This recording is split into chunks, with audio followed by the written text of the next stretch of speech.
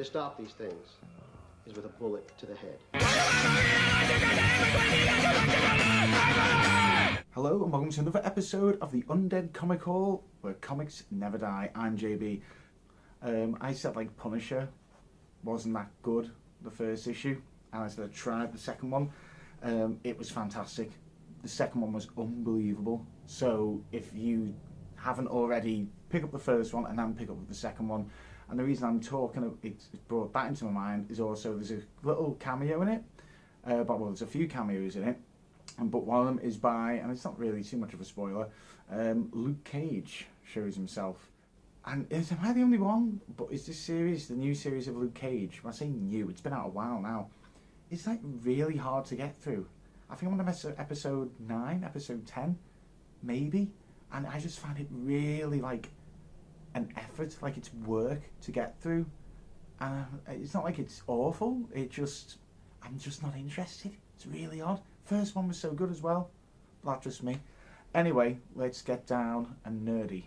Cosmic Ghost Rider #4 from Marvel. I've been getting this every time.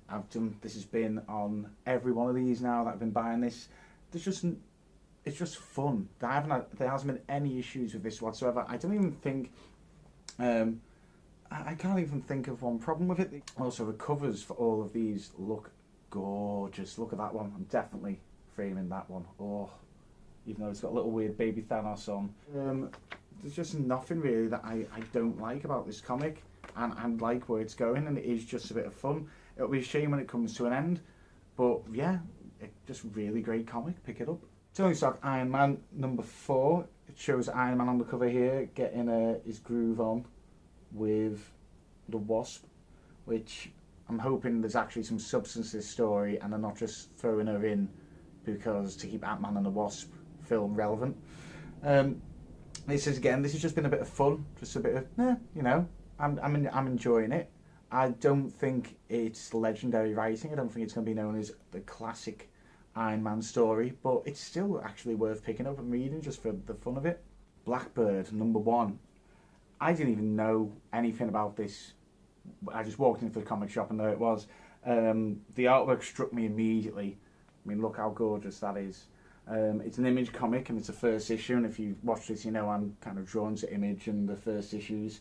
It's done by Sam Humphries, which the only thing I know he's done, which I like, was doing Secret Wars. He did Star-Lord and Kitty Pryde. It was like a 3-issue run. It was actually really heartwarming. It was a really nice story and I really liked that, so I'm hoping he brings some of that charm to this. The artwork sort of reminds me of Cry Havoc with a bit of the Wicked and the Divine. I don't know what to expect from this, as I didn't even know anything about it before I picked it up, so yeah, this will be a nice journey. Let's see where this goes. Another one I took a chance on was Dead Rabbit #1 on Image. What drew me to this was, again, it's an Image comic. Yes, it's in #1, but the name Jerry Duggan, he wrote the Deadpool run of Dead Presidents, which is actually really good, and it was like a reinvention of the character. And then when I opened it up, the first image I just saw was this, which showed me the artwork, looked like it was going to be nice, and it just says at the top, "Tonight we remember Boston's own Dead Rabbit on the eve of the last known appearance of the masked criminal and hooligan." So immediately I'm getting an idea that it's going to be somehow criminal or anti-hero story written by Jerry Duggan, the guy who did Deadpool better than anyone else and made Deadpool kind of what he is today. Well, yeah, I'm going to pick it up and I'm going to see where it goes. So yeah, this should be good, I'm hoping. Umbrella Academy #1, Hotel Oblivion. This has been a longer waited.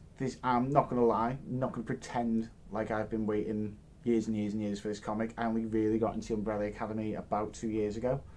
I was aware of it as soon as it came out. I was in London seeing My Chemical Romance when he was doing signings for the first one, and I thought it was dead odd that a singer of a band had a comic out. I thought it was a weird thing to do.